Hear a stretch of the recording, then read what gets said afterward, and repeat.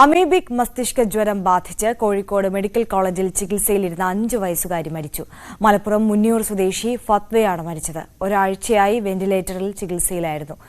S Aneesh Kumar ചേരുന്നുണ്ട് നമുക്കൊപ്പം വിവരങ്ങളുമായി. അനീഷ്, നമ്മൾ ഒരിക്കലും കേൾക്കാൻ ആഗ്രഹിക്കാത്ത ഒരു വാർത്തയാണ് നമ്മളെ തേടിയെത്തിയിട്ടുള്ളത്. ഒരാഴ്ചയായി ഈ കുട്ടിയുടെ ചികിത്സ പുരോഗമിക്കുകയായിരുന്നു, വെന്റിലേറ്ററിലായിരുന്നു. തിരിച്ചു വരണമെന്ന് നമ്മൾ ഒരുപാട് ആഗ്രഹിച്ചതാണ്. കേരളത്തെ സംബന്ധിച്ച് നമുക്ക് അത്രത്തോളം പരിചിതമല്ലാത്തൊരു അസുഖം കൂടിയാണിത്. എപ്പോഴായിരുന്നു മരണം സംഭവിച്ചത്? മറ്റു വിവരങ്ങൾ?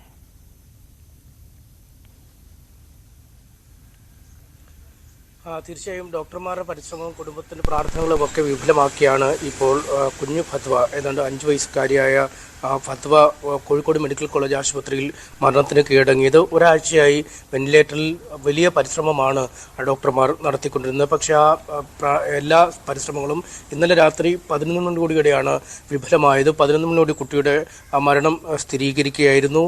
വലിയ രോഗലക്ഷണങ്ങൾ തന്നെയാണ് കഴിഞ്ഞ ഏതാനും ദിവസങ്ങളായി ആ കുട്ടി പ്രകടമാക്കിയത്. അങ്ങേയറ്റം മരുന്നുകളോട് പ്രതികരിക്കാത്ത രീതിയിലാണ് കുട്ടിയുടെ പെരുമാറ്റമുണ്ടായിരുന്നത്. നമുക്കറിയാം, ഈ അമീബിക് മസ്തിഷ്ക ജ്വരത്തിന് കൃത്യമായ മരുന്നുകൾ രാജ്യത്ത് ലഭ്യമല്ലാത്ത ഒരവസ്ഥയുണ്ട്. ഈ രോഗബാധ സ്ഥിരീകരിക്കപ്പെട്ടാൽ ഏതാണ്ട് പൂർണ്ണമായും മരണം എന്ന രീതിയിലേക്ക് തന്നെയാണ് കാര്യങ്ങൾ നീങ്ങുന്നത്. ഏതാണ്ട് 100% മരണനിരക്കുള്ള ഒരു രോഗമാണ് ഇത്.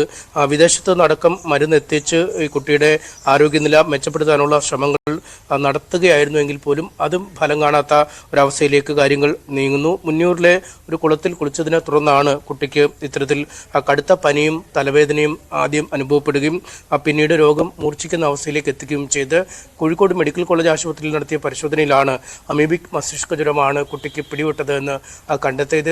ഇതേ തുടർന്ന് ഈ രോഗബാധ അല്ലെങ്കിൽ രോഗത്തിൻ്റെ ലക്ഷണങ്ങളെ ഇല്ലാതാക്കാനുള്ള വിവിധ തരത്തിലുള്ള മരുന്നുകളാണ് കുട്ടിക്ക് നൽകിക്കൊണ്ടിരിക്കുന്നത്. പക്ഷേ അത് ഫലം കാണാത്ത അവസ്ഥയിലേക്ക് നീങ്ങുകയായിരുന്നു. ആദ്യം സ്വകാര്യ ആശുപത്രിയിലാണ് കുട്ടിയെ പ്രവേശിപ്പിച്ചത്. രോഗശമനം ഒരു രീതിയിലും ഉണ്ടാവാത്ത സാഹചര്യത്തിലേക്കാണ് പിന്നീട് കോഴിക്കോട് മെഡിക്കൽ കോളേജ് ആശുപത്രിയിലേക്ക് കൊണ്ടുവരികയും ചെയ്തത്.